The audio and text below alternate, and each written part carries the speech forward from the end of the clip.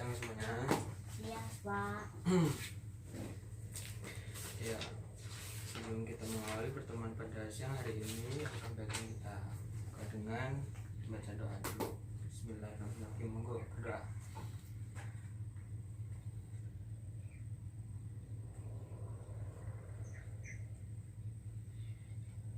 Ya, bawa buka. Assalamualaikum warahmatullahi wabarakatuh. Waalaikumsalam warahmatullahi Pada wabarakatuh. pertemuan kali ini kita akan membahas Al-Quran dan hadis sebagai sumber hukum Islam. Bapak dikte, monggo para anak mencatat nggih. Nggih. Oke. Baik, kita mulai. Bismillahirrahmanirrahim. Menurut TM As-Siddiqi, hukum Islam adalah koleksi daya dan upaya para ahli hukum untuk menerapkan syariat atas kebutuhan masyarakat. Dalam khazanah ilmu hukum Islam di Indonesia, istilah hukum Islam dipahami sebagai penggabungan dua kata, yaitu hukum dan Islam.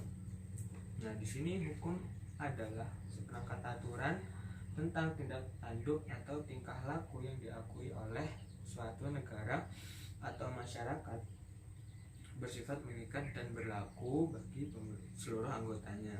Kemudian kata hukum ini disandarkan oleh kata Islam yang dapat dipahami bahwa hukum Islam itu sendiri adalah peraturan yang dirumuskan oleh Allah Subhanahu wa taala dan sunnah Rasul tentang tingkah laku mukallaf yang diakui dan diyakini berlaku mengikat bagi pemeluk agama Islam. Nah, mukallaf ini adalah orang yang sudah bisa dibebani kewajiban. Sebagian besar pendapat ulama ilmu fikih sepakat bahwa pada prinsipnya sumber utama hukum Islam adalah Al-Quran dan hadis. Samping itu, masih banyak bidang kajian lain yang berkaitan dengan erat sumber hukum Islam seperti ijma, ijtihad, istisab, istisan, istislah, masalah masalah, qiyas, ra'yu dan urab. Ya, itu adat. Nah, sekarang yang akan kita bahas adalah Al-Quran dan hadis terlebih dahulu. Nah, masuk Al-Quran. Al-Quran adalah sumber atau dasar hukum yang utama dari semua ajaran dan syariat. Hal ini ditegaskan di dalam Al-Quran, yang artinya sesungguhnya kami telah menurunkan kitab kepadamu dengan membawa kebenaran, supaya kamu mengadili antara manusia dengan apa yang telah Allah wahyukan kepadamu, dan janganlah kamu menjadi penantang. Penantang di sini adalah orang yang tidak bersalah karena membela orang-orang yang khianat. Nah, definisi Al-Quran telah banyak dirumuskan oleh beberapa ulama yang dari definisi tersebut terdapat 4 unsur pokok. Sudah? Yaitu 1. Bahwa Al-Quran itu berbentuk lafaz. 2. Al-Quran adalah berbahasa Arab.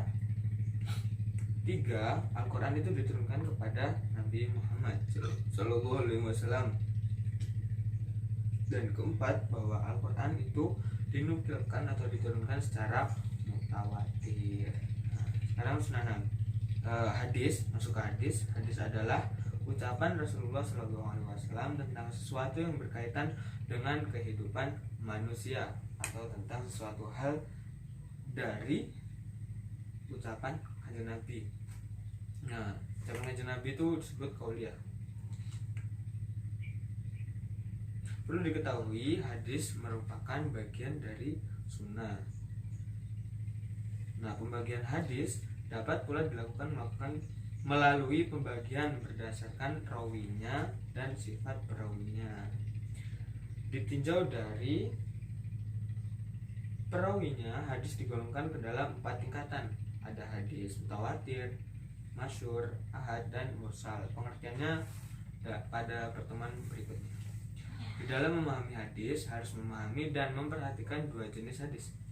Satu, hadis sahih, dan dua, hadis dhaif. Banyak ulama hadis yang masyhur di zamannya, di antaranya ada Imam Bukhari, Imam Muslim, Abu Daud, Imam An-Nasai, kemudian At-Tirmizi dan Ibnu Majah. Ya, jika ada yang ingin ditanyakan monggo. Tidak ada. Sudah selesai merangkumnya? Sudah. Ya, monggo dikumpul. Ya. Ah.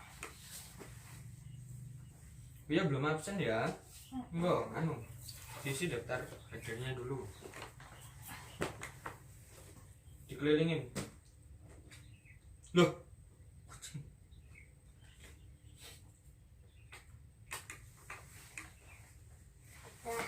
Sudah? Sudah.